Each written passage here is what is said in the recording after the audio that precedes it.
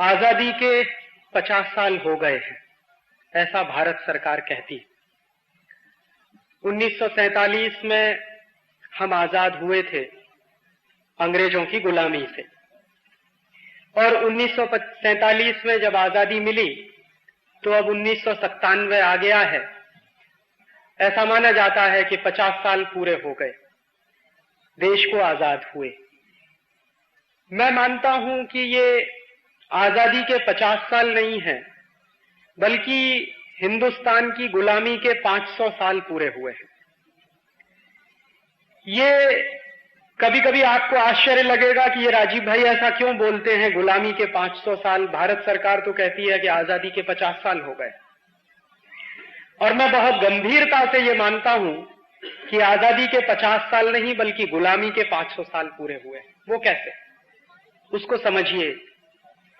आज से लगभग 500 साल पहले वास्को डिगामा आया था हिंदुस्तान। इतिहास की चौपड़ी में, इतिहास की किताब में हम सब ने पढ़ा होगा कि सन 1498 में मई की 20 तारीख को वास्को डिगामा हिंदुस्तान आया था। इतिहास की चौपड़ी में हमको यह बताया गया कि वास्को डिगामा ने हिंदुस्तान की खोज की, और ऐसा लगता है कि जैसे वास्को डिगामा ने जब हिंदुस्तान की खोज की तो शायद उसके पहले हिंदुस्तान था ही नहीं। हजारों साल का यह देश है जो वास्को डिगामा के बाप दादाओं के पहले से मौजूद है इस दुनिया में। तो इतिहास की चौपड़ी में ऐसा क्यों कहा जाता है कि वास्को डिगामा ने हिंदुस्तान की खोज की, भारत की खोज की? और मैं मानता हूं कि वो एकदम गलत है। वास्को डिगामा ने भारत की कोई खोज नहीं की, हिंदुस्तान की भी कोई खोज नहीं की। हिंदुस्तान पहले से था, भारत पहले से था। वास्को डिगामा यहां आया था भारतवर्ष को लूटने के लिए। एक बात और जो इतिहास में मेरे अनुसार बहुत गलत बताई जाती है कि वास्को डिगामा श्री हरिभाई देसाई समकालीन तंत्री बदलने से आवश्यक।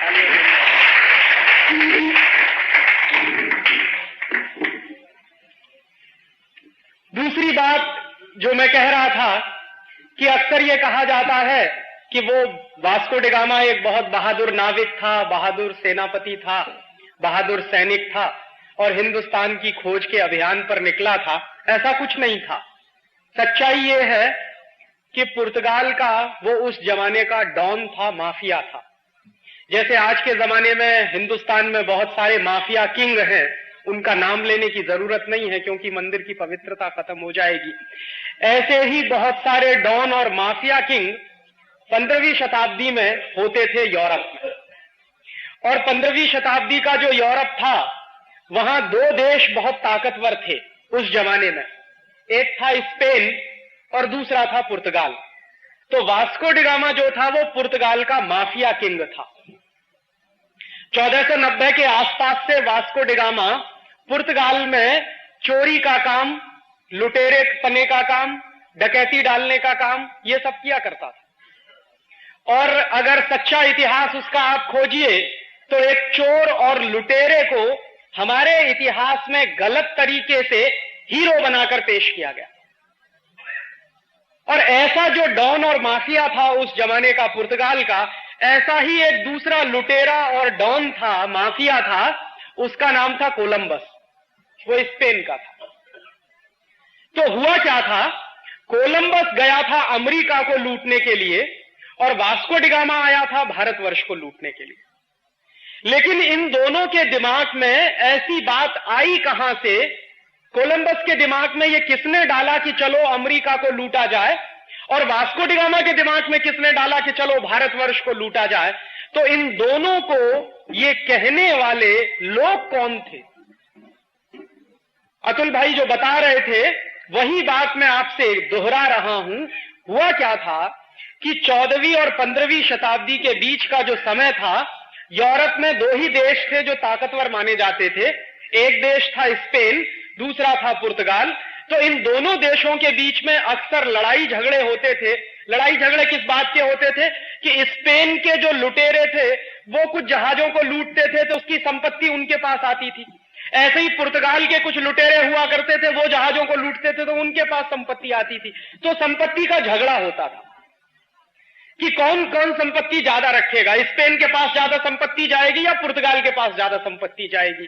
तो उस संपत्ति का बंटवारा करने के लिए कई बार जो झगड़े होते थे वो वहां की धर्म सत्ता के पास ले जाए जाते थे, और उस जमाने की वहां की जो धर्म सत्ता थी वो क्रिश्चियनिटी की सत्ता थी, और क्रिश्चियनिटी की सत्ता में 1492 के आसपास पोप होता था जो सिक्स्थ कहलाता था, छठवां पोप। तो एक बार ऐसा ही झगड़ा हुआ पुर्तगाल और स्पेन की सत्ताओं के बीच में, और झगड़ा किस बात को लेकर था? झगड़ा इस बात को लेकर था कि लूट का माल जो मिले वो किसके हिस्से में ज्यादा जाए। तो उस जमाने के पोप ने एक अध्यादेश जारी किया, आदेश जारी किया, एक नोटिफिकेशन जारी किया सन 1492 में। और वो नोटिफिकेशन क्या था? वो नोटिफिकेशन ये था कि 1492 के बाद सारी दुनिया की संपत्ति को उन्होंने दो हिस्सों में बांटा, और दो हिस्सों में ऐसा बांटा कि दुनिया का एक हिस्सा पूर्वी हिस्सा और दुनिया का दूसरा हिस्सा पश्चिमी हिस्सा। तो पूर्वी हिस्से की संपत्ति को लूटने का काम पुर्तगाल करेगा और पश्चिमी हिस्से की संपत्ति को लूटने का काम स्पेन करेगा। यह आदेश 1492 में पोप ने जारी किया। यह आदेश जारी करते समय जो मूल सवाल है वो ये है कि क्या किसी पोप को यह अधिकार है कि वो दुनिया को दो हिस्सों में बांटे और उन दोनों हिस्सों को लूटने के लिए दो अलग अलग देशों की नियुक्ति कर दे? स्पेन को कहा कि दुनिया के पश्चिमी हिस्से को तुम लूटो, पुर्तगाल को कहा कि दुनिया के पूर्वी हिस्से को तुम लूटो, और 1492 में जारी किया हुआ वो आदेश और बुल आज भी एग्जिस्ट करता। ये क्रिश्चियनिटी की धर्म सत्ता कितनी खतरनाक हो सकती है उसका एक अंदाजा इस बात से लगता है कि उन्होंने मान लिया कि सारी दुनिया तो हमारी है और इस दुनिया को दो हिस्सों में बांट दो, पुर्तगाली पूर्वी हिस्से को लूटेंगे, स्पेनिश लोग पश्चिमी हिस्से को लूटेंगे।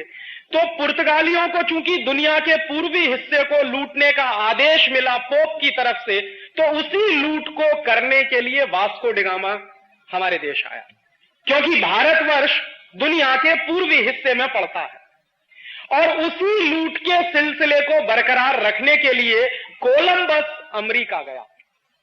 इतिहास बताता है कि 1492 में कोलंबस अमेरिका पहुंचा और 1498 में वास्को डी गामा हिंदुस्तान पहुंचा, भारतवर्ष पहुंचा।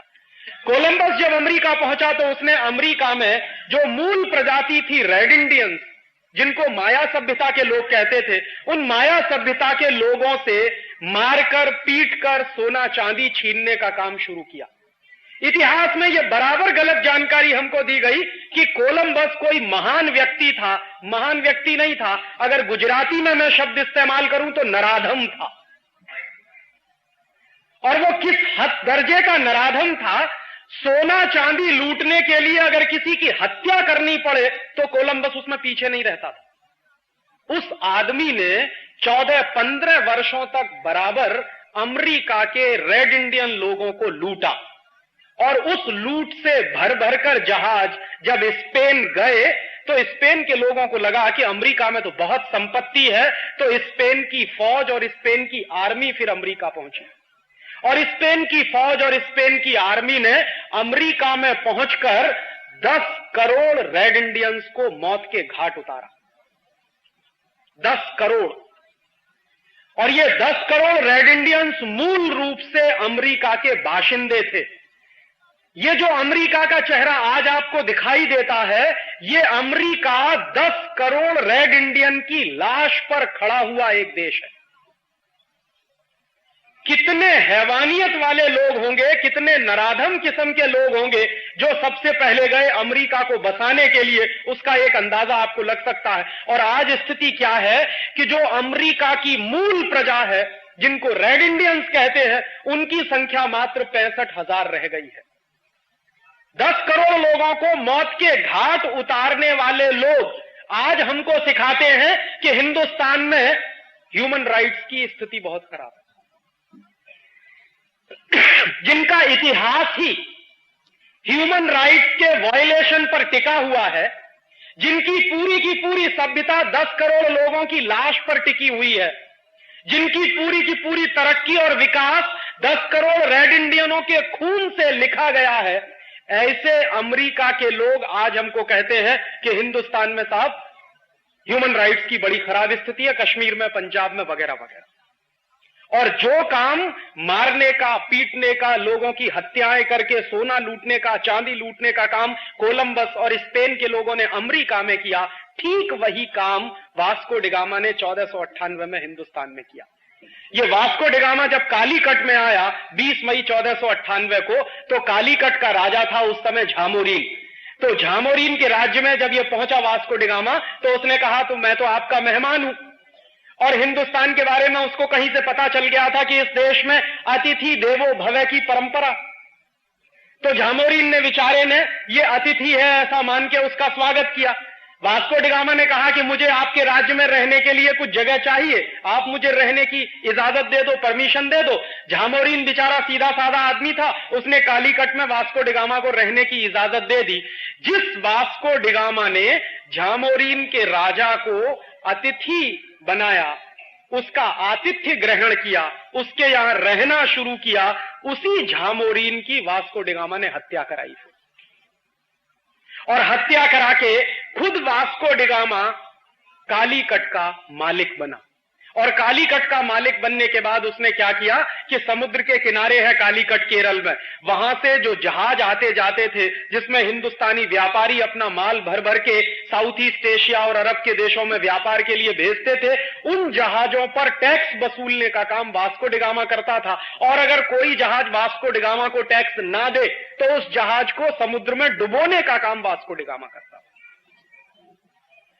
और वास्को डिगामा हिंदुस्तान आया पहली बार 1498 में, और यहां से जब लूट कर संपत्ति ले गया तो 7 जहाज भर के सोने की अशर्फियां थी।